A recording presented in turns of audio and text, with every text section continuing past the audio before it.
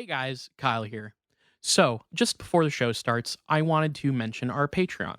You can pay us $1 a month as a thank you, as a tip. You can pay $2 a month to get access to one of our bonus content shows, episodes 2 days early, and a secret Discord chat where all of our Patreon donors get to go and hang out and talk with us directly. Then there's a $5 tier that you can donate to get access to a whole bunch more content. We have multiple bonus episodes on there. So please check it out. Patreon.com/itgetsweird. We don't advertise, we don't make money. So check it out and throw us some money if you think that would be cool. Thanks.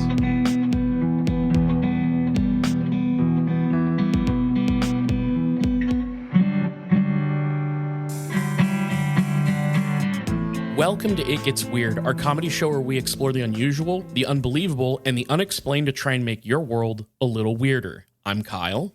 And I'm Niall, and hopefully this week I'm Niall Fat Pipes. I installed a new upgraded modem from my internet. Widen company. those pipes up, huh? Yeah, hopefully I have. They promised about 5 times upload speed of what I was getting. So, however, I was lagging like a motherfucker in Fortnite an hour and a half ago. So we'll see what happens here. Well, yeah. you know how they like to kind of choke the pipes off when you're playing Fortnite. That's just a classic. You might be dealing with a lag switch toggler in your game or something.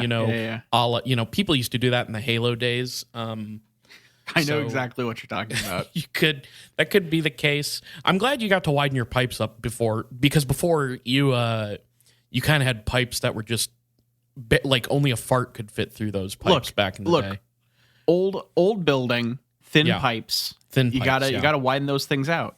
This is something people don't really know about the internet, is that the wider the pipes, the better the internet is. People don't talk about this, and I like that we're opening this episode up with a way to sort of like educate people about how the internet works.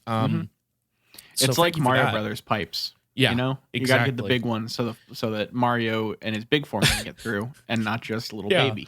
That's a classic Super Mario conundrum where he's trying to fit in certain pipes, and sometimes the pipes they're not big enough after eating all those mushrooms.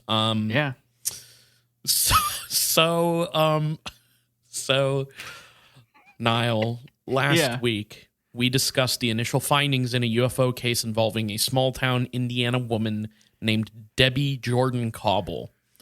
I do remember this. Yes, you were hitting me close to home with a down home Indiana story. Yeah, Kokomo, in fact. Yeah, which I can't remember how far Kokomo is from here, but it's like a little while away.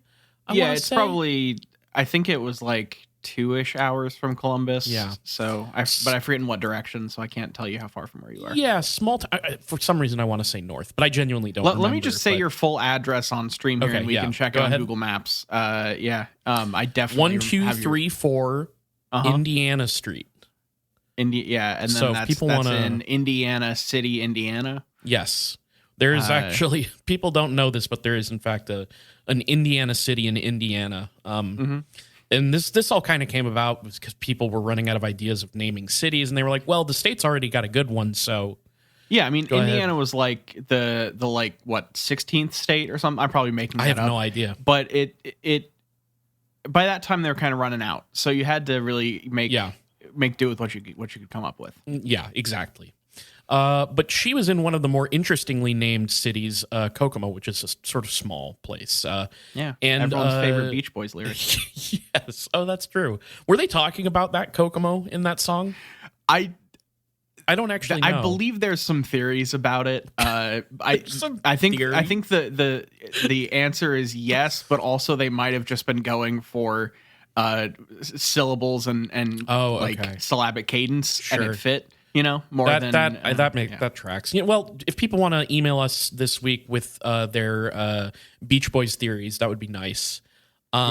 So, our primary investigator in this story is Budd Hopkins, renowned ufologist of the 1980s and 90s. And in the previous episode, he first learns of strange lights, missing time, mysterious patches of dead grass, and unexplained nausea surrounding Debbie and a few of her friends and family members in what would come to be called the Copley Woods UFO incident. It's 1983, and at this time, Debbie is about 23 years old and moved back in with her parents to help get her back on her feet. And she has brought her 2 young sons with her. She's in the middle of a divorce. It's been a little rough, but that basically catches you up. Like, she has a weird experience with this mysterious light out at this pool pump house, and that's what happened in episode 1. Now, part 2 here, things start to become uncovered because, of course, with Budd Hopkins involved in the investigation, this means that we have to put Debbie under hypnosis to get to the bottom of all this, right? Oh, of course, yeah. Yeah, classic UFO thing. You know, somebody experiences something, there's missing time. How do you uncover that? Well, hypnotic regression is typically the answer during this time period. So, but before... Now, does good old Bud do that himself, or does he have like a person? In fact, he says like, he's like, I have like 2 sessions where I had, oh God, what was her name? Dr. Aphrodite Clamar take care of the hypnosis. But eventually Dr. Clamar is unavailable, so Bud steps in to take over. Now, there's another thing that happens here that I find, not just with Budd Hopkins, although Budd Hopkins is, I think, a little bit more egregious in the, I'm going to take all the stuff you say and craft a UFO story from it. But this happens, I think, broadly speaking, in the abductee UFO experiencer thing. And, you know, I'm a skeptic, so I got to kind of look at this from a couple different points of view just to I don't know. That's how I like to tackle these things, because something that happens a lot with these stories is that certain events in the person's life retroactively become alien in nature. And it's like another clue in this UFO puzzle piece, right? So that happens with Debbie when Debbie and Bud are corresponding, and then when they finally meet. So first thing is a dream that Bud is like really fixated on, that I guess Debbie had when she was 19 years old. So she describes the dream that she has as being very vivid, frightening, and realistic. Like, she, you know, it's one of those dreams where you're not, you kind of feel like you're living it.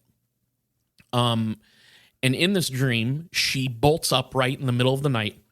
And when she does, she finds herself face to face with these 2 gray-faced creatures that are standing next to her bed.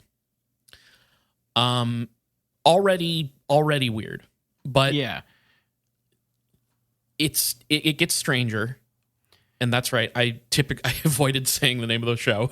Yeah, the sub game, the drinking game is you take a shot every time we say the name of the podcast, and you have to take another or like a drink is one of them, and then the worst one would be like take a shot when we're clearly trying to dodge it. Yeah, exactly. So, well, and that's the thing is, like, her story, the more I read about it, it gets progressively weirder and weirder. So are these gray-faced strangers are like, do you have any information about what they look like? Are they just like a gray-faced human, or are they like a gray alien, or? So she actually just straight up says that they have big heads, and she describes the skin as, quote, dingy white, almost gray. And then they have big eyes that are, quote, pitch black in color, liquid-like, shimmering in the dim light. So, like, she doesn't get super detailed about them, but it's just enough detail to sound like a gray alien, right? Like, that's immediately what I think of. For sure. Okay, cool. I just didn't know if we were dealing with, like, you know how sometimes people talk about Men in Black as like they just look kind of like pale, slightly unhuman people, you know? I didn't know if we were dealing with something like that, but no, these sound like, if I'm going to plant my flag anywhere, it's going to be in the territory of the grays, gray aliens. And she, what she describes is these quote unquote men with the weird looks are standing next to her, and one of them is holding a small black box with this red light on top of it. And The one that's holding a box sort of like starts to move closer to Debbie and then hand it to her. And what she describes is these two like men, quote unquote, move as if in unison, like they're moving in tandem with one another. And she would later write this account down and describe it this way, saying, quote, "When they handed me the box, I remember thinking, oh, please, don't come any closer. Just as I wrote that, I felt the terror, and it all felt too real, the feeling, the dream. For just a flash, I thought this could be real. I don't know. The terror is real." And this box is like handed off to her, and she recalls like she can't see her hands when the box is given to her, and these wait because the box is covering her hands, or her hands like actually disappear. Did she lose object permanence? I completely misread that. I completely misread that, and totally she doesn't recall seeing hands like the hands of the creatures when they hand the box to her. I totally misread that. Sorry. So like it might have been like telekinetically that is moved the implication. into her hands. Okay, yes, exactly. I was like, did she?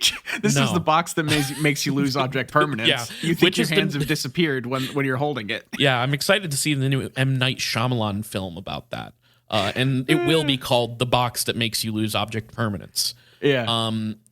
No, it is implying telepathy, right? And there's a number of things that will imply this throughout the story. She also... sorry, go ahead. This is just a thing that I was thinking, like, you were talking about moving in unison and stuff. Are the Greys the alien race that most commonly has, like, some sort of controlling race or, like, hive mind, you know? Is that... Because I feel like a lot of times they're like the subservient to the reptilians or to a different type of gray, or like have some weird hive mindy type thing. I do think I can't like say with any absolute authority, but I get what you're saying, because I do feel like this sort of hive mind idea comes up more often with the Greys than anything else. And I think if I were to sort of like try and extrapolate from what I know about the sort of common lore or mythology of the Greys, it's sort of like they all have a psychic connection, and maybe this psychic connection comes from being a sort of hive-mindy race or something. I really don't know, but I see what you're saying. And again, there's a lot of things like that in her story that are implied if you already kind of know what's up with the supposed gray aliens. So her story is a lot of because of the implication kind of thing. Like yes, exactly. She doesn't outright say a lot of these things, but there's the implication. Okay. Yes, yeah. So in her words, here's how she describes the dream. She says, quote, "I don't remember if there was a mouth and nose or ears. I just remember the eyes best in the general shape. They were between 4 and 5 feet tall, I guess, and slight of build. And there's one in particular that she interacts with, and she says, he called me by my name and seemed to talk to me like I was a child. I don't know why I feel this, but it didn't bother me. He said, Debbie, and handed me the box. I said, can I have it? He said, no, hold it, look at it. I did. Then he took it from me gently after a minute. I said, what is it? What's it for? He said, look at me. Then I thought, do I have to? But I did. He said, when the time is right, you'll see it again. You will remember and you'll know how to use it. And I said, okay. I was scared, petrified, but as soon as I heard my name and when I looked at his face, his eyes, I could calm down enough to communicate. I felt more physically relaxed, almost sleepy again, and quieter mentally. I just kept thinking, just don't come any closer and don't touch me and I'll be okay. God, please don't touch me. Don't move closer to me, please. They never touched me and they moved slowly, cautiously. I never saw them leave. I just woke up. So now, we have like a telepathically implanted, like, what do they call it? The Chekhov's gun type thing. You know, this thing will come back and you'll know how to use it. Yeah, straight up. And hey, the box will come back. Don't worry. The box will return in the box will return in Debbie Part 3. But yeah, it's a really weird and just the specific details are pretty strange. And Budd Hopkins takes this description of a quote unquote dream to be a real event that was suppressed from Debbie's memory. And so this becomes his first target for the hypnosis session. Now, he also gets another vague dream out of Debbie that seems to affirm the alien visitation hypothesis he's already running with. And in this dream, Debbie seems to be a child. And so she says this, quote, "Me and Mom are hiding in a closet because there's a big thing in the sky, and Mom is real scared. Then suddenly she's pulled from the closet, and I'm terrified that I'll never see her again. I don't understand why we're supposed to be scared of the thing in the sky. We lived on Michigan Street then. We were in my closet. That's it. That's all I can remember, and it's very unclear." Also, really surreal for me knowing where Michigan Street is. Yeah. Like, I have a pretty approximate, because I think this is when she's living in Indianapolis with her family. And I have like an approximate, through interviews, I've like figured out an approximate location. Not that I'm trying to dox her. It's just like I can, in my mind, like picture where she would, like, about where she was. Yeah. In his interviews with the family, Budd does pull a story about a dream from Debbie's mom, who has been called throughout the story by the name Mary. I don't think that's a real name. It's another one of those pseudonyms that's just to protect the family, I guess. And Mary basically says the same thing, that she has a dream where she was hiding her young children because there were, quote unquote, people in the house who wanted to take them from her. There's one odd discontinuity, however, which is that Debbie's dream is about herself being hidden in a closet. But in the mom's version, she's hiding Debbie's older sister. And Budd even goes so far as to talk to Debbie's sister about this. And her sister, I guess, tells Budd that she's always had a terrible fear of like crawl spaces. Uh-huh. And this seems to suggest that in the dream, her mom, like hiding her in the crawl space and in the closet, it was a real thing that happened. You know, like that's Bud's whole thing here, is like all these dreams are real, actually. Yeah, all of these are repressed memories, and he's extracting them. Yeah. I know the playbook. Yeah. So instead of thinking that there may be some crossed wires or truth massaging going on, Budd thinks there may be a different and disturbing possibility. So he asks, is it possible that there had been two separate home invasions by these visitors where Mary reacted the same way both times? Who knows? But he's just saying like, oh, well, if Debbie and her sister both have this dream, then it probably happened twice, and when aliens abducted their mom. So these weren't the only weird tidbits Budd would uncover in these early days of the investigation that would suggest alien visitation, even abduction of Debbie's mother, Mary. So like, I guess what I'm trying to say is like, right off the bat, this family is fucking plagued by UFOs and aliens, right? Like, I love how quickly this has turned into like, your family has been plagued by aliens for generations. Yes. Like we're gonna get the full backstory flashback here soon. It's been great. Oh my god, it's so crazy. So Debbie, apparently while she was pregnant with her second son Tommy in 1980, Debbie had received a weird phone call that had a, quote, background noise that roared like a factory in full swing. And while this noise was happening, there was this indecipherable voice that moaned and muttered over the sound. And like, the way she describes it is it's like not really speaking in a language, but it's making noise as if it were trying to speak. Okay. Yeah. And supposedly these weird phone calls would continue every Wednesday for months. And eventually she would call the phone company to have her number changed. And this would result in the only call to come on a day other than Wednesday, which I think it occurred the next day on a Thursday. And this time, after changing her number, according to Debbie, the moaning voice on the line seemed angry, a little bit angry. Yeah, because I had to go through the extra steps to get her new number. Yeah, exactly. And even Mary, Debbie's mom, had supposedly picked up one of these calls describing the same gibbering, unintelligible voice and sound.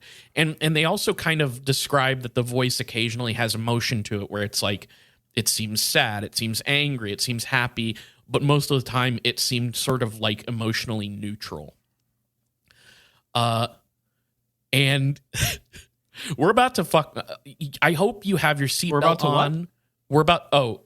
We're about to veer off into crazy territory here. Okay. I hope you have your seatbelt on. What did I say? Did I say we're about to fuck? I think you changed midstream and left it at we're about to fuck. So we're about to fuck. Yeah. No, we're going. Just strap the fuck in, because we're gonna fuck and go into crazy territory here. All right.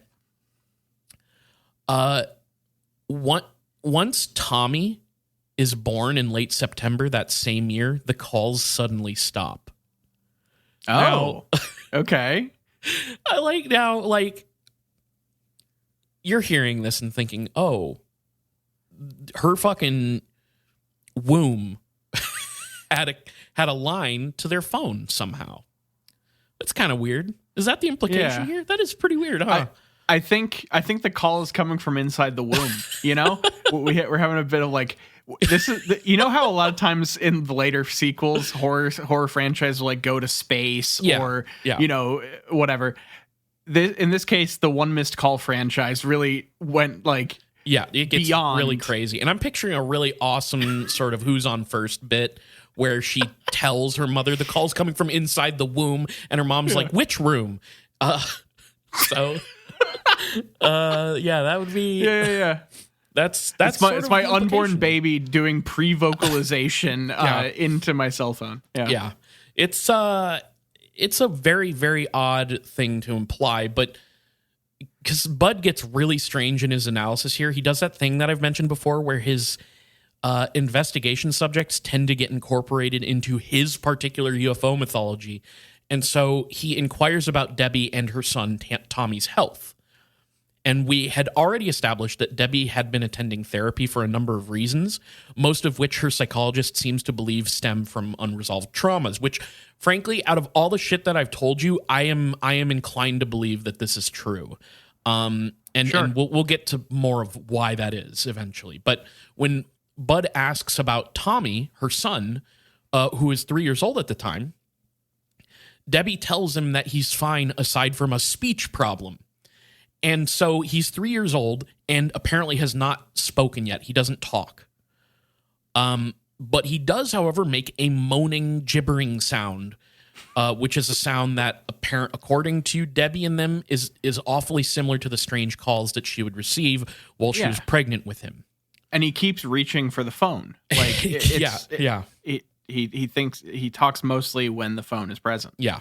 It's actually really bizarre because at 3 years old, he speaks with an adult middle-aged man's voice when he gets on that phone. I actually, right here, I want to give a shout out to Percy, one of the members of the Patreon Discord. Check it out. Patreon.com/itgetsweird. Because they shared some info about Budd Hopkins after episode 1 went up, which was very enlightening. And I'd kind of heard a little bit about this, but I didn't realize how deep this went. But suffice to say, a bizarre sort of paranormal or psychic event from a pregnancy is exactly the type of thing that would be up his alley. Like, I cannot stress how much of his mythos is being injected into Debbie's experiences. That's his thing. You know, it's just the thing. It's the main criticism of Budd Hopkins is how, like, he shows up and suddenly people are living in his fucking world. You know what I mean? Yeah. So it okay. There's something funny about that image goes around that's like the writer's barely disguised fetish, you know? Yeah. Where someone just has like a specific thing that they always write into their stories, and it's like, I think you might want to interrogate that in yourself. Yeah, this is like basically everything that happens in that cartoon Totally Spies from Cartoon Network. Like this is the equivalent of them being inflated in that show, but for Budd Hopkins as a ufologist. So yeah, it all seems pretty convenient, but again, there's all these like tidbits that he digs up in this beginning to this investigation about Debbie and her family members that suggest that they are not at all strangers to UFO visitation. Both Debbie and her sister tell Bud stories about weird blinking lights in the skies and stuff like that, and Bud basically asks Debbie up front if she'd experienced a UFO before the whole Copley Woods incident went down. And she says something to the effect of, well, I hadn't considered that before, but now that you mention it, we did see a UFO. She tells this story about her and her friend driving around and seeing a UFO and being like, haha, it's a UFO, but joking. But now Bud's shown up and been like, that was real and you should take it seriously. And you know, the thing is, she may have actually seen some weird lights in the sky. That's perfectly reasonable. But you know, it's again, I really feel like it's Bud's presence that just transforms this stuff into a ufology. So yeah, especially since he's doing a lot of the hypnotic regression, that is such a place for someone to like push the story in whatever direction they want. So that's exactly, and you know, this is how it happens over and over again with this guy. Yeah. Is his subjects will become UFO stories, and I have a feeling he has subjects who don't. I don't know this. This is a hunch that I have. I need to actually read more about the guy because, like, I have this hunch that he has subjects who do not become incorporated into the UFO mythos, and we just like maybe don't hear about them. Because he was like very dedicated to researching this stuff, and I imagine there has to be people out there who did not follow his lead. You know what I mean? You would hope so, yeah. Yeah, but what do I know? I'll learn about this guy. I'll actually like go in depth on him sometime. So, yeah, from Bud's perspective, we have an absolutely huge UFO case on our hands, and after incorporating all the stuff I told you, things that I would argue may not have had an alien explanation before Bud shows up, Bud gets Debbie to New York for her hypnosis. So after Dr. Aphrodite Clamar, I just like saying that name a lot. It's a really good name. It's really good. After she has her initial sessions, Debbie was then handed off to Bud, which there's not really information about. Like, he doesn't spend much time talking about what Dr. Clamar's sessions looked like. But Bud found off the bat that hypnotizing Debbie seemed to be a bit difficult. So as soon as they sit down to start doing this, she winds up transporting herself to the light out the window at her parents' house again, and she's just overcome with intense fear. So he has her under hypnosis, and without any prompting from Bud, she is placed right back to the scene of the incident. Okay. And he discovers that there seems to be an external voice acting on Debbie. And this may have been part of what was provoking her fears. And so she describes all these different things, like she's afraid of dying, she feels cold, she wants to wake up. And when Bud pries about whether it's Debbie or another voice talking to her, Debbie reportedly said this, quote, "It wasn't me. I'm telling myself relax and enjoy this feeling, and you're going to feel great when you wake up. And I'm listening to what you're saying, and I'm relaxing. And this other thought kept fighting its way in. But every time I'd tell myself just relax, take a deep breath, and don't think about standing in front of the window. Just think about a beach and relax. I'd try to picture a beach, and I'd see it, and then it would fade out. I'd be standing in front of the window, and I'd hear, 'You're going to die if you remember anymore.' It was just like a voice bursting through. I'm scared." "You're gonna die if you remember anymore" is like hard, is a hard as fuck line. Yeah, it is. It is. And so this is an aside, and this is not anything that's actually part of the story, but I've watched a bunch of interviews and stuff with Debbie. And I don't want to say that she has the flair for the dramatic, but I think she's a compelling talker. Yeah, I can see that. It's and like, okay, my incredibly cynical, skeptical point of view about what's happening right here, about what we're talking about, is almost like she is, because she had read Budd Hopkins' previous book after the experience she supposedly had, she had read his book about UFO cases.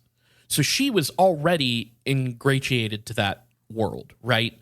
And I almost feel like, again, I kind of feel like something maybe did happen to her, and she chose UFOs as the thing to explain it. And so she comes to this hypnosis session, immediately is back there without any prompting, immediately back to the incident. She is like, she's fearful, but she's ready to like begin spinning the yarn of UFO and alien abduction, right? Like, so, again, this is my cynical, skeptical take, like the most just like, you see what I'm saying? Like, does that make sense? Yeah, you have a hypnotic regressor that has a tendency to push people in a specific direction. You have someone ready to spin a story, and together you get the kind of amplified, dramatic, the extended cut, with all of the intricacies that come with that. Yeah, and like this research, reading this stuff, and watching the interviews and all that, it had me like confronting this feeling that I get sometimes where I'm like, man, this is a comedy show that we do here, and we make our fart and penis jokes or whatever. But like,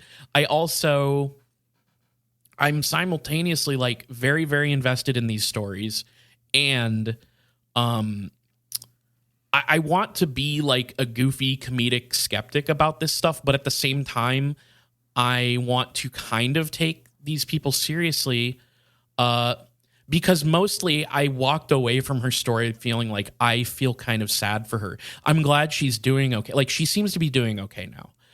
Okay. But like the shit, if like half the shit that she says happened to her and she went through is true in any way, like, it's like I feel, and I know certain things that did happen to her that we're going to get to that are really rough.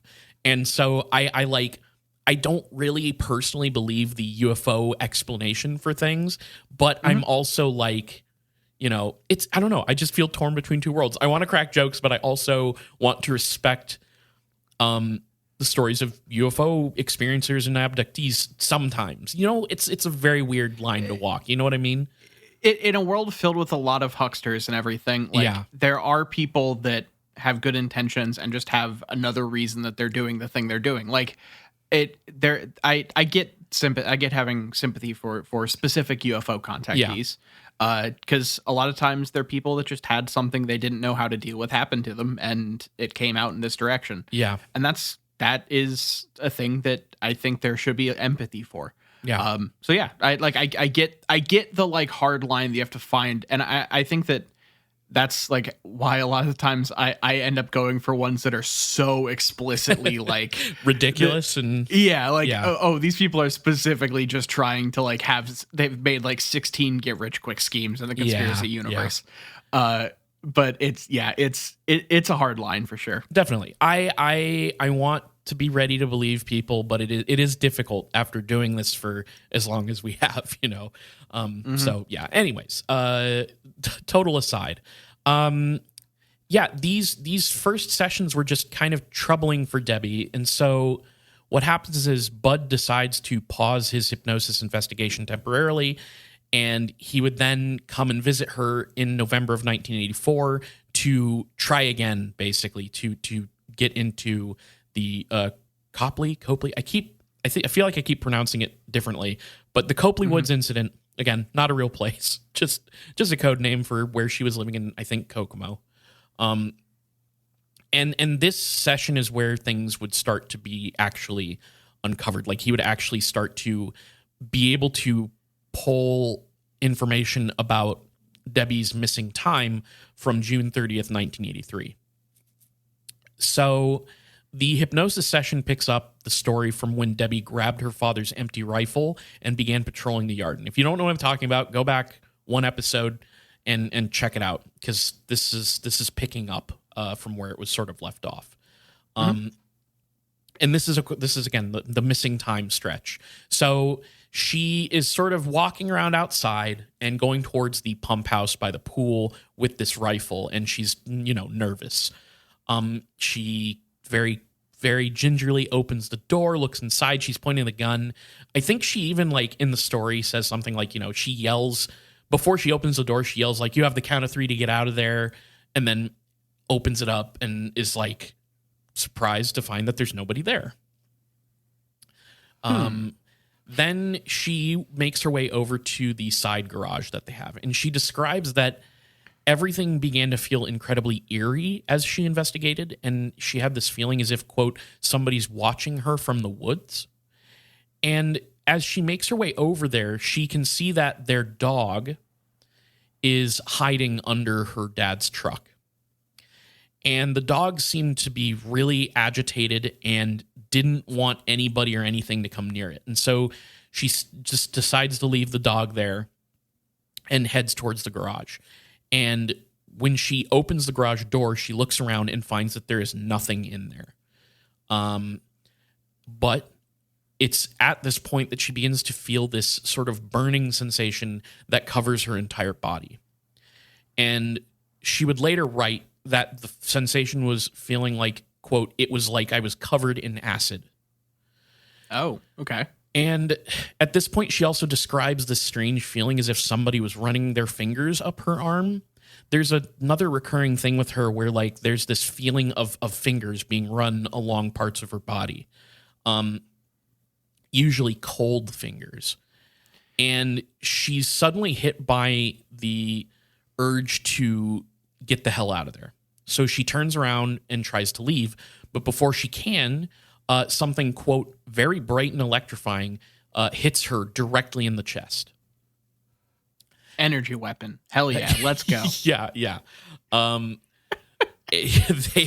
People had fucked up the calibration of the 9/11 energy weapon, and it was just off by, a couple states, hence the decreased energy, which, by the way, for people who don't know, 9/11 was caused by a big energy weapon. We all know this. Yeah.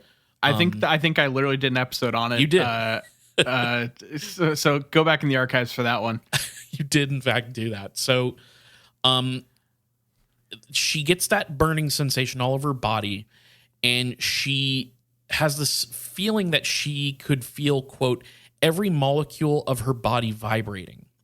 And suddenly she's paralyzed. And the spot where she'd felt the touching sensation on her arm then transformed into this, like, pinching sensation, as if something was, like, clamping down on her arm.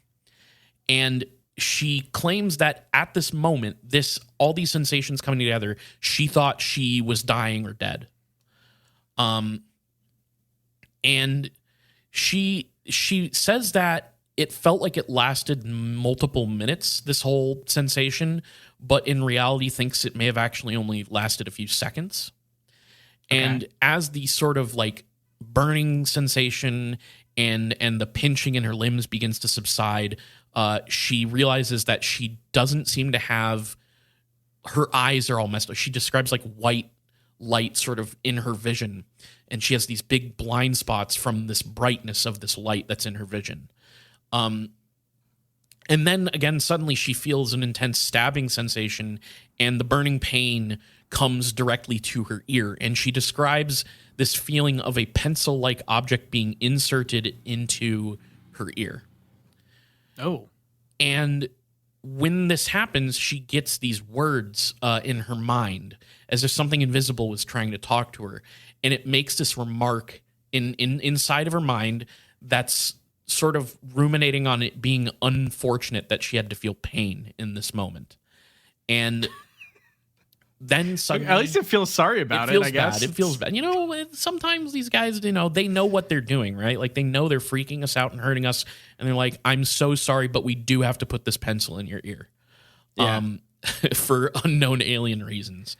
And then suddenly she finds herself on the ground near the doorway to the garage, just laying on the ground. And she has no idea how much time has passed or how she got there.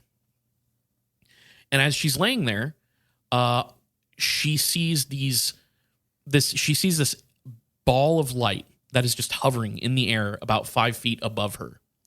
And she describes it as being basketball shape.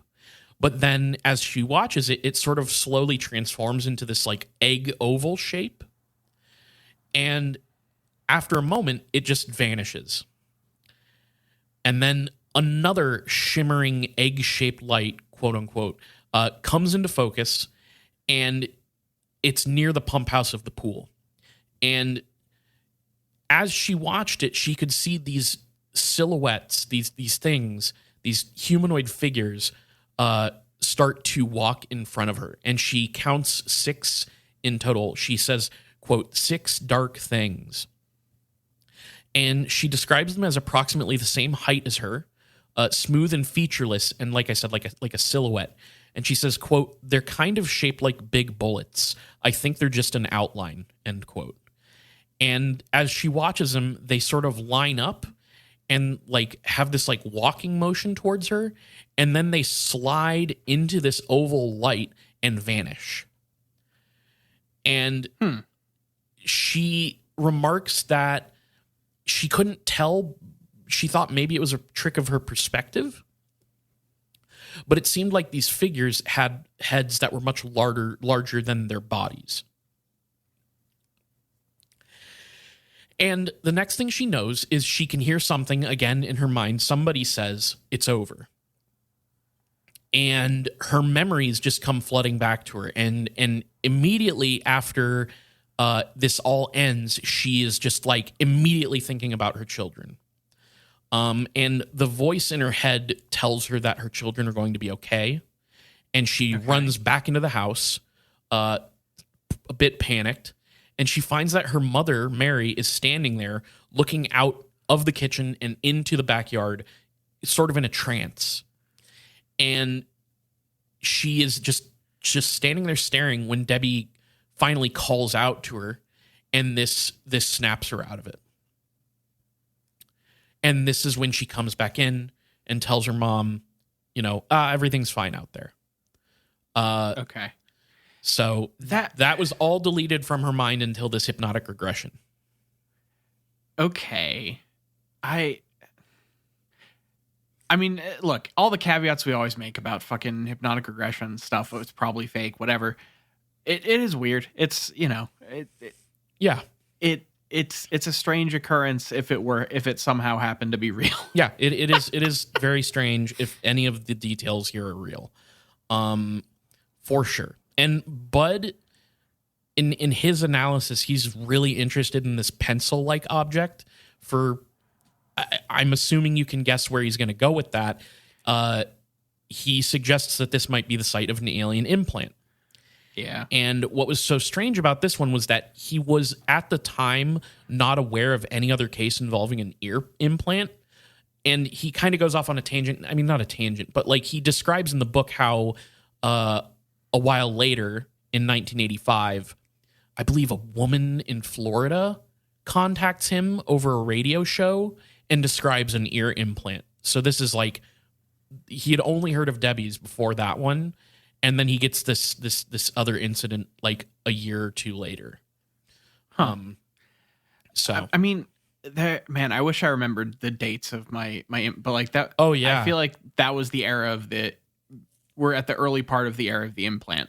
Yeah, like, and the thing is, like, I feel like what Budd is the picture that Budd is sort of trying to paint with this whole ear implant thing suddenly becoming a thing is almost like, because we have stories of alien implants throughout the decades, right? Like that's, I think the earliest one was like in the 60s. I feel like you brought up the 1960s, right? Like I think so, yeah. But like, yeah, so it wouldn't be early on, but yeah. The earliest like supposed report is probably like in the 60s, and then throughout the decades there would be implants, and what I think is sort of being implied by the sudden shift to the ear is almost like we're saying like these aliens have been visiting us for a while and they are trying new methods or moving on to different methods in whatever their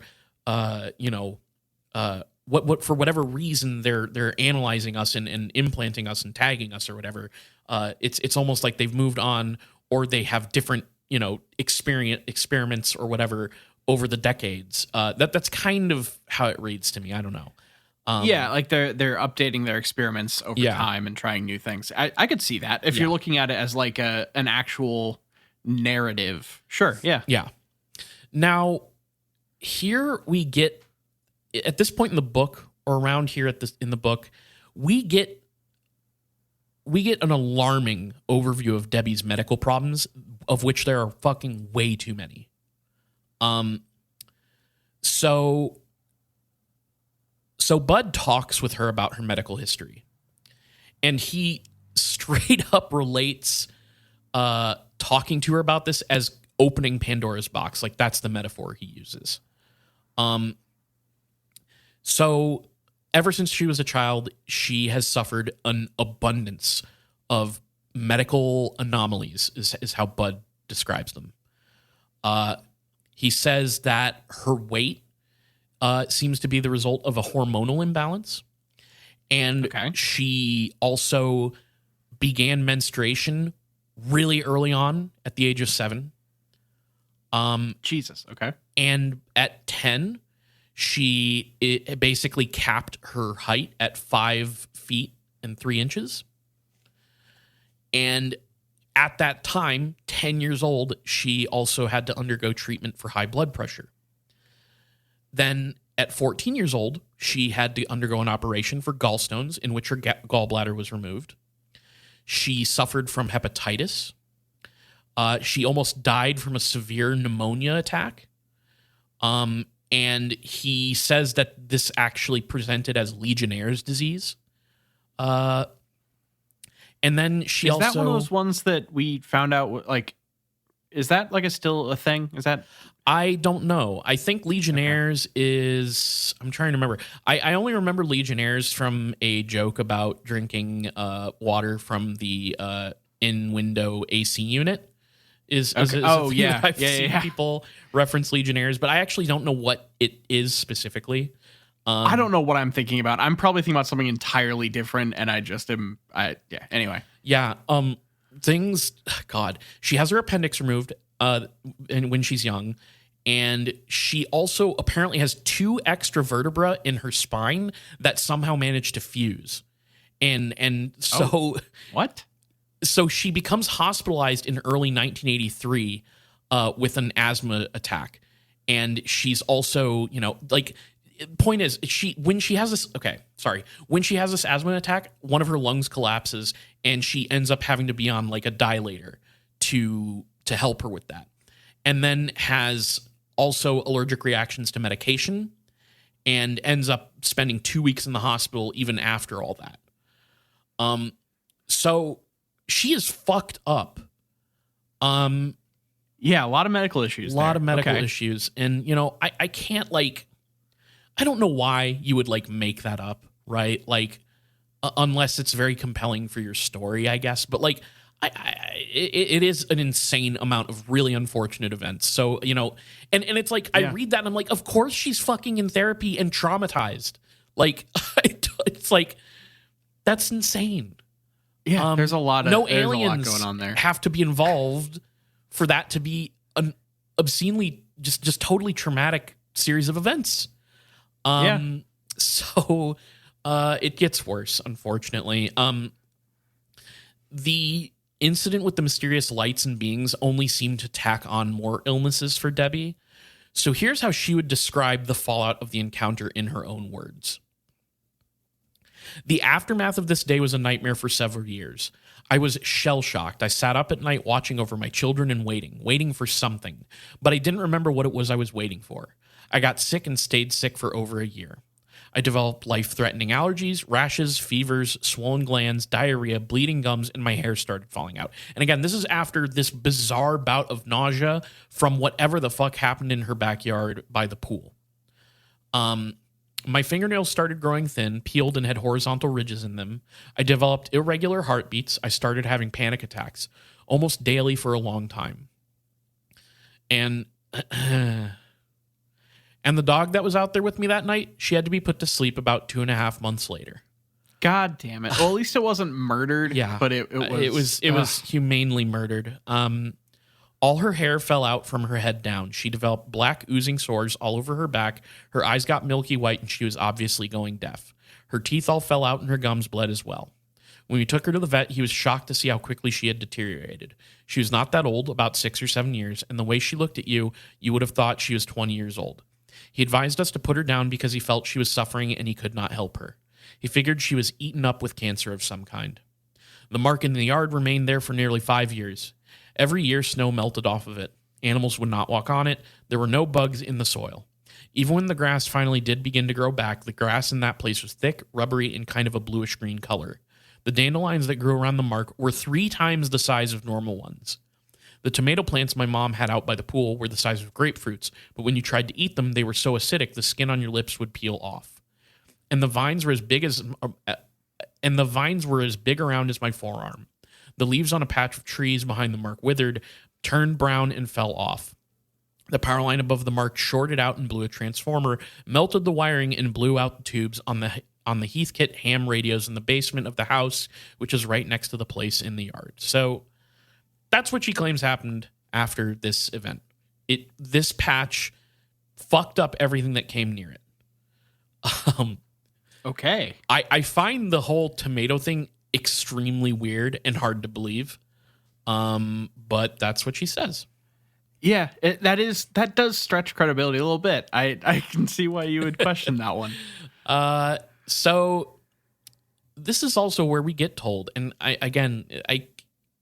things get worse. It's terrible. This is also where we get told that back in early 1978, Debbie had been pregnant for a few months, only for that pregnancy to suddenly, quote unquote, disappear in March of that year.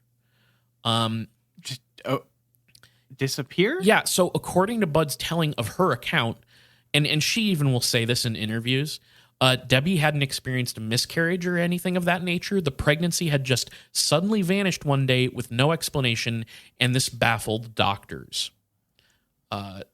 Is the claim? Okay. So it's kind of like a reverse Jesus thing. That's not. I shouldn't say that. I feel bad. I immediately felt bad after I said that.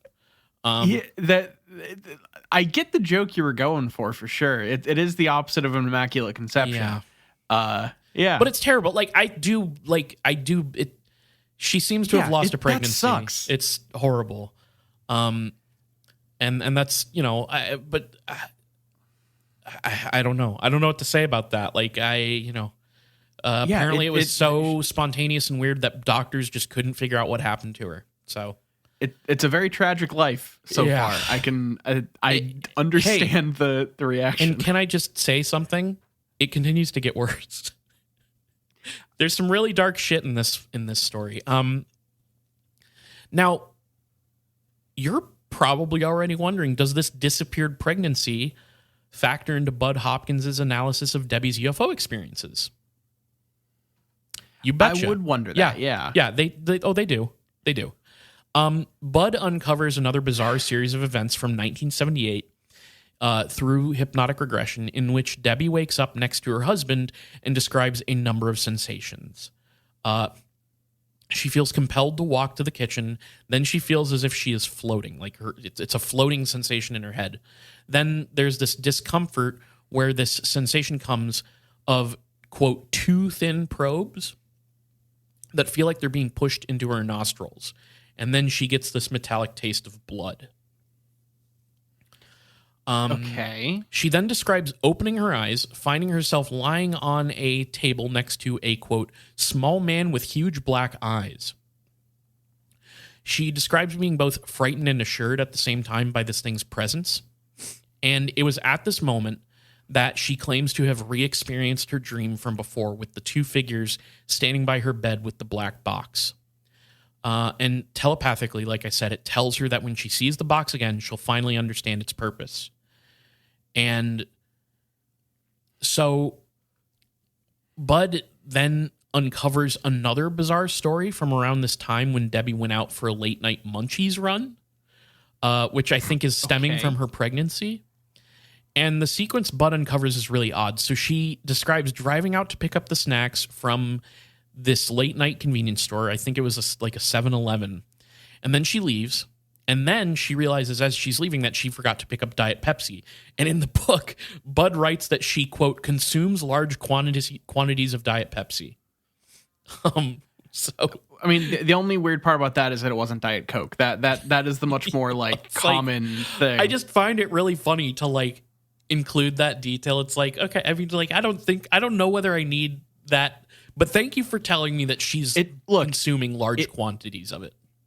It impacts what the aliens do. The aliens are Team Coke over Team Pepsi, and so they have to sort of like a that shield shit out of you. It's like it's almost like, so you're telling me Diet Pepsi sort of functions similarly to a aluminum foil, like a tinfoil hat. Kind of, yeah. Like it you know, they have kind of like heat vision, but it's for like how much Diet Coke is in your system. And so the Diet Pepsi makes you, instead of glowing bright red for Coke, it makes you glow like blue, a low blue, fade into sort the of like sort of like the heat vision of what are those guys called? They're like predators. The predators. Yeah. Okay. Cool. Yeah. Okay. Cool. So, with that established, during her return trip to the convenience store, she sees a large, brightly lit object in the sky that she initially assumes to be the Goodyear blimp. It's like, which is was around late night to be around, I guess. Yeah. Well, okay. So like she makes mention in her hypnosis that her friend had seen the Goodyear blimp earlier that day. Oh, okay. So like I guess that's why she's assuming it's that. And I guess prior to hypnosis, she basically says that this trip stuck out in her mind, plus the memory of the blimp, which is why this memory was targeted at all. And in her telling of it before hypnosis, she tells Bud like, oh, I saw that, and then I went home and went to bed. And this whole time, Bud is again implying that there's this like compelling force instructing her to do these things, to like go back and forth or whatever. But what is uncovered in the hypnosis session for the night of her convenience store trip makes things a little stranger. So you, Niall, like me, have read quite a few hypnotic regression transcripts. So as you probably know, there's a bunch of extraneous details, so I'm going to spare you. You can give me the condensed version. Yeah, for sure. What's actually uncovered here is that she stops the car to look at this Goodyear blimp in the sky, but she describes it as flying very low and doing some sort of rolling motion, and it's got lights. And it did a barrel roll. It does a barrel roll, and she then thinks to herself, well, I'll just keep going to the convenience store. And she does so, and this is when it gets like kind of confused, because the way the transcript plays out, it sounds like she starts to head back towards the store, but then she begins to confuse the store building, its windows, and a cashier she can see inside with a landed UFO. Like, okay. And what Bud is sort of trying to imply with all of this and the way the transcripts go is that a UFO landed and stopped her, and she thought it was the convenience store. Okay, so yeah, she was under the delusion. Okay, I understand what you mean now. So yes. She says she sees these long windows on this building, and what comes out, it's very vague, but she just says it's not the convenience store clerk. And here's her words in the hypnotic regression. Here's what she says. Well, hell, I thought I was at the store, but I see the windows and the lights and the windows at the store, but that guy was not the clerk. I swear I thought I was at the store, but then I saw him looking at me. I know him. I'm not scared of him, but I was shocked to see him. I wasn't expecting to see him, and he's smiling at me. I mean, he wasn't going to hurt me. And man, he just popped in. There he was. He shocked me. Don't do that to me, sneaking up behind me and scaring me like that. Want me to have a heart attack? And my thumb won't stop twitching. I feel quite cold. Now, this smiling man from this quote-unquote convenience store, keep that in mind. And also, Debbie's being cold in these hypnotic regression sessions is a recurring theme that Bud believes is exemplary of UFO abduction, because he says that often a feeling described by abductees, one that doesn't appear in a quote-unquote typical hypnotherapy session, is this sensation of being cold. It's such a vague thing. Being cold in your memories is because you're a UFO abducted? Yeah, he says that he seems to think that doesn't, like, I don't know enough about hypnotherapy sessions to like be like, that's ridiculous, bud. But like, also it's like, it seems sort of innocuous in a way. Like, I get that he's saying that there's like a coldness that these people seem to all feel. But I just find it weird, the sort of like thing that he's implying that like, this is not a thing people will bring up in hypnotherapy sessions unless they're abductees or whatever. It's strange. But that's what he says.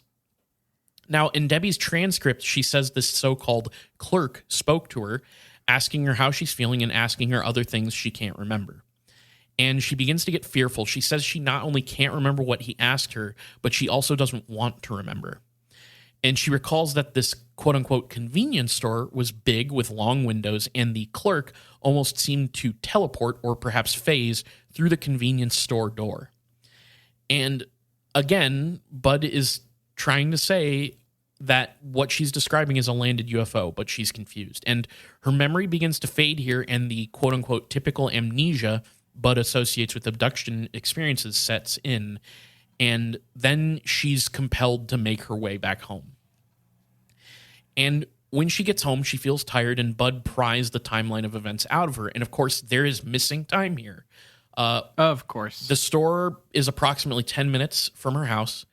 And so Bud is saying, like, well, her trip to and from the store should have been 20 to 25 minutes. But in her hypnosis, the trip time actually sits at about an hour based off the times that she tells him.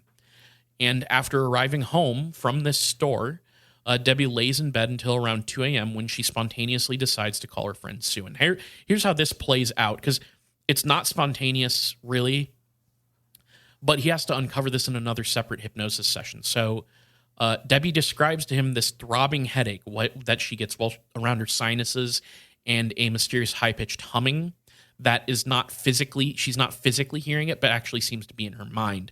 And this is happening while she's laying in bed. And then the sort of creepy feeling that she describes multiple times in her other experiences, that sets in again. And then suddenly she hears two voices loudly and simultaneously yell her name. And again, there's another little tidbit to maybe imply the sort of gray alien hive mind thing we were talking about, right? And with this sort of severe headache and this all too familiar fear setting in, she heads downstairs to call her friend Sue, and she's sobbing. She's afraid of being near any of the windows, and Sue kind of talks to her and tries to calm her down. And eventually, Debbie calms down enough to thank Sue and hang up, but she's still very afraid. And she straight up takes a tranquilizer, and too afraid to lay in bed next to a window, she ends up going to her mom's room and waking her. And she has this feeling that's coming over her that something was going to happen, something bad, and it's all pervasive. So she now is just consumed with an overwhelming sense of dread. Yeah, that something bad is coming. All over. And because every time she goes and sees Budd Hopkins, she unearths an entirely new horrible thing from her past that heretofore the power dynamic of the DC universe has fundamentally shifted yet again. Yes. Yeah. It just keeps, the alien shit keeps getting deeper and deeper. So Debbie's mom tells her to take her heart medicine and some Pepto-Bismol and go back to bed. And Debbie leaves, deciding to check up on her kids in the room. Like she's trying to go back to her room, but she's afraid, and she goes to see her kids. And then, a sudden and fast ball of light streaks through the hallway, like lightning shooting through the house. And she, again, feels something bad is about to happen. So she picks up her son, Tommy, carries him into her bedroom, too afraid to be alone. And as this is happening, she also stops by her mother's room and is like, "Did you see the lightning?" And her mom's like, "Yeah, but it's nothing. Go to bed." So Debbie turns the TV on in her room and turns on the light in the stereo, and just totally tries to overstimulate herself, and is woken up her young son Tommy and takes him in there with her. But amid all this noise with the TV and the stereo and the lights on, Tommy just falls asleep immediately. Okay. And suddenly, Debbie's hit by a full body sensation of tingles and the feeling that she's about to fall asleep. And she describes the floating sensation again and a bizarre detail about how her hands, quote, feel like they're on backwards. What? It's, yep. Her, like, she talks about her thumb twitching, her hands are backwards. It feels like they're backwards. Her whole body is tingling, but especially her upper arms and legs, which she describes are, quote, tingling real cold. The whole experience, she says, quote, feels weird, but kind of good. She hears shallow, fast breathing noises, feels something thumping under her right breast, and then a poking sensation under her right arm. This sensation of being poked under her right arm is so intense that she asks Budd during the hypnotic regression if he poked her. Okay. And she can implant something or got like some sort of test. I don't know. They're testing her lymph node or some shit. Not totally sure, but she can no longer open her eyes at this point. She suddenly smells something akin to burning matches. And then she feels a sensation of her sinuses draining and then cold fingers being run around like under her chest, like under her breasts. And suddenly a warm sensation just rushes through her body and she's asleep in bed again, or at least that's what it seems like to her. And from here, she's experiencing the, quote, guys in her room from her dreams before. And one of them is smiling a lot and talking to her. And she says that she thinks he's perhaps in her head. And now all that fear has just suddenly left her. And she recalls thinking, quote, he's smiling and I'm not scared anymore. Why should I be scared of a dream? Now, right before taking Debbie out of her trance, Budd says that she suddenly is confused because she recalls being outside, out of nowhere, in her backyard in the dark. And she's just out there standing, not knowing why. And then she walks back inside and returns to her room to find Tommy is still sleeping there, but the stereo, the TV, and the lights have all been turned off. And she doesn't really know how. And so this is where Budd's hypnosis session ends, and our second part ends as well. And in part 3, we will get the final stories from Debbie and Budd's time together, plus the wild world that Debbie would sort of inhabit clear to this day, where she would go after all these experiences. So I just want to make it clear to the listener that when I made the joke about a part 3 earlier, I didn't know we were doing a part 3. So that wasn't foreshadowing. That was I'm not saying anything. No, bad I know you're not. I love the deep dives. It's fantastic. I know you're not saying anything negative about it. I can't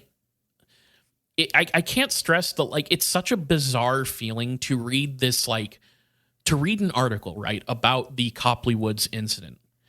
And then and you're like, oh, wow, that's like an episode's worth of material. But as you start to learn about the individual who experienced that stuff and like where their story went from there, you can't, like, I personally can't help myself. And like, there's times where I'm like, I know when I do Alex Jones or Art Bell, I'm going to do multiple parts. That's just, I know that they have like such a storied history with all conspiracy, UFOs, or whatever.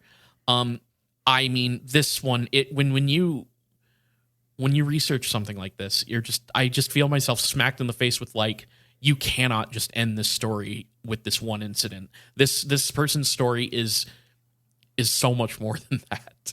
So, but we've covered a lot of the, like, important hypnotic regression stuff. There's a little bit more, but Debbie's life after this is also wild. And I wanted to cover that. So that's where we're going to go. Sure. I'm into it. Cool.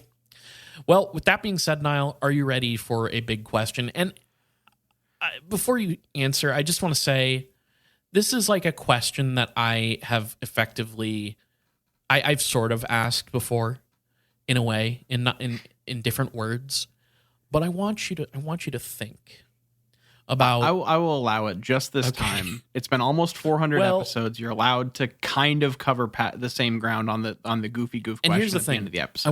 I want you to maybe take this question, because what I'm asking you is not what's your favorite. I'm asking you what would work in this situation. So, okay, Niall, What soda would be sufficient to lure you into a UFO's convenience store honeypot trap? Okay. So are we talking like lowest barrier of entry, or are we talking like the primo ideal? Whatever makes the most sense, whatever you think would be better at luring you into a UFO. Okay. Then I have two answers in the same direction. Okay. That are like, these are two things that are as far as I know are fully discontinued. And so if they were somehow available in a place like this, then you might get me to go and wander into that UFO convenience store. And that is I think I know what one of them Mountain Dew Supernova. I knew it. Yep. And then the other one is specifically the blue, but I would take the watermelon pink one as well. Jolly Ranchers soda. Oh, I forgot about those. So that's a discontinued soda. So like if you got Jolly Rancher soda, that would definitely get you in. You'd be like, holy shit, I haven't seen these in forever. I'll take a poke on the underarm for that. For sure. Like you can poke my armpit all you want if you can get me like a case of fucking Supernova. Okay. I can respect that. Now, I would let the aliens fondle my breasts if they were advertising that they had Beverly in there. And really? Well, have you had Beverly? No. Okay. And so that's why I want desperately to try it. And I'm not going to make my way out to like the Coke store or wherever in like New York or wherever it is. Atlanta is the one that sure. I've been to. Yeah. I don't have time for that shit. Actually, I've had it twice. I went to the one at Disney too. I just want to know I just want to know, you know? I've do you want to know how to approximate it? Sure. Go get a bottle of either Campari or Aperol, some sort of digestif, like aperitif Italian liqueur, and make that into a highball. It's basically like, as far as I'm aware, the Beverly taste profile is patterned on Italian digestifs, which means that they're usually anise flavored, bitter herbal liqueur. So that sounds bad to me. It can be nice, but I remember, at least at the time, Beverly was gross as fuck. I was not into it. I'm not into that anise flavor in my beverage. Anise is a very like, okay, here's the weird thing is like, I like to use the fuck is the plant that anise comes from? I mean, star anise is the name. Well, I don't know what. Well, there's like an onion like. Does it come from like a coriander or some shit? I don't know. I don't know how it comes. No, I'm forgetting the name of the actual like vegetable. But what I'm trying to get to is the vegetable that you get that anise stuff from is like, you can kind of chop it up and put it in a pasta dish, and it's really good. Like I'll put it in with sausage and pasta. But I really hate that flavor. I hate black licorice. I can't fucking handle it. Fennel. It's that sounds bad. Fennel. Thank you. Okay. Thank you. Fennel. I didn't know That's that. the thing that I was looking for. So I love black fennel's licorice. great. It's oh wow, really? Yeah. Have we had this discussion before? You never remember, but it's okay. Okay. Well, I just and then like there's a pizza place nearby where like the last time I had a licorice anise flavory thing, have you ever had Underberg, Niall? Underbird? Underberg. No, I don't think so. They're one of those like, it's like a German, you know, it's like a little tiny bottle that you knock back, and it's like that digestive like, but it's like a little tiny thing of alcohol. Okay. And it sucks ass. But here's the thing. Yeah. When we went to this pizza place, they ordered a thing of Underbergs, and we all knocked them back and then immediately ate pizza. It like enhanced the flavor of the pizza. I can see that. Yeah. And that's crazy to me. I mean, that's the basis of like wine pairings and shit, is like, I guess that's things fair. compare and the stuff on your tongue. Yeah, it makes sense. I don't even think about it. But here's the thing. I would be lured in just to be able to try for my convenience, Beverly, which sounds gross as fuck to me. Yeah, that's fair. I don't remember it being good. So have fun with that one. If I want a good soda, I can. Oh, I'm gonna go to the store and get like a Stewart's. Yeah. Get a cream soda. I can do that whenever the fuck I want. We're also in the 20th year of Baja Blast, so you got to keep that in your heart always. I keep forgetting that we've been celebrating Baja Blast on this podcast recently. Dude, I have some in my fridge right now. I respect it, and we continue to celebrate Baja Blast. In my mind, the only Mountain Dew I will return to. I can't do the other ones anymore. They're not even like Pitch Black. Okay, Pitch Black's pretty good. If they brought that back again, I would probably jump on that. Fair, but all right, I don't drink soda anymore. Yeah, it's like really harsh the taste of soda to me. I have been rocking just like soda water with a little bit of bitters and lime. It's really good. Oh, that sounds good. Anyways, yeah. Anyway, we're just talking about tasty drinks. That was the big question. You made the big question about fucking soda, and then expect me not to talk about fucking Mountain Dew for 20 minutes. All the Diet Pepsi talk made me thirsty. Yeah, not for Diet Pepsi, but just it made me thirsty. Because like when you drink those kinds of sodas, you get, paradoxically thirstier. Well, you know that the pretzel stand has the best Pepsi in the mall. Exactly, that's true. Pebble Ice. But I believe it's Wetzel's Pretzels that has the best Wetzel's ice, okay. right? Yeah, Wetzel's Pretzels. All right, fucking doing business. We're wrapping this one up. Yeah. If you want to follow us on social media, we're at Twitter at IGW Podcast. Had to think about that one. I almost start talking about Facebook. Who the fuck cares about Facebook in 2024? Hey, you can follow us on Facebook.com/itgetsweirdpodcast. Okay? Yeah. And run all your favorite podcatchers from Google. What is Google Radio? What is going on with me? Google Podcasts, Apple Podcasts, Spotify. Look up It Gets Weird. We're probably there. Twitch.tv/itgetsweird. We had a really fun stream with the return of good friend of the show, Colin, recently. So go ahead and give us a follow there and check us out. And we also have an email, itgetsweirdpodcast@gmail.com. I said something about emailing us up front. I don't remember what about, but go ahead and do that. Yeah. We'll maybe read it on the show if you're lucky. But without a doubt, we will be eating them. Patreon.com/itgetsweird. We have a $2 tier and a $5 tier. At the $2 tier, we have a show called It Gets Weird TV, where right now we are watching season 2 of The X-Files. We get together, we discuss it, we talk about stuff related to The X-Files. Sometimes we go on our classic tangents, all the stuff that you like, but this time about a weird TV show that Patreon donors get to vote on.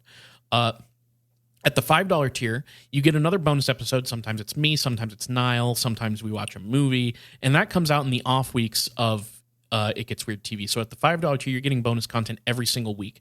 Whether you donate to the $2 tier or the $5 tier, you get access to the main show 2 days early on Friday instead of Sunday, and you get access to a Discord where we're all hanging out, chatting about all kinds of stuff in the world of weird. That's where I got my little tip. Got your little tip?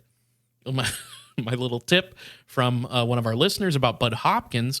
And you get access to a back catalog of content on Patreon that is fucking crazy. So fucking get on that $5 tier. That's my recommendation. If you don't want to do $2 or $5 tier and you don't care about getting anything cool or fun to listen to, we do have a $1 tier that functions as basically a little tip. So, you give us $1 and say, hey, thanks for doing what you do. You don't get anything else out of it. You're just, satisfied in giving $1 to your favorite podcast. If you can't donate, please tell your friends, tell your enemies, tell your congressman all about It Gets Weird podcast. All right. Thank you all for listening. This has been It Gets Weird. I've been Niall. And I'm Kyle, signing out, and I'll see you in part 3.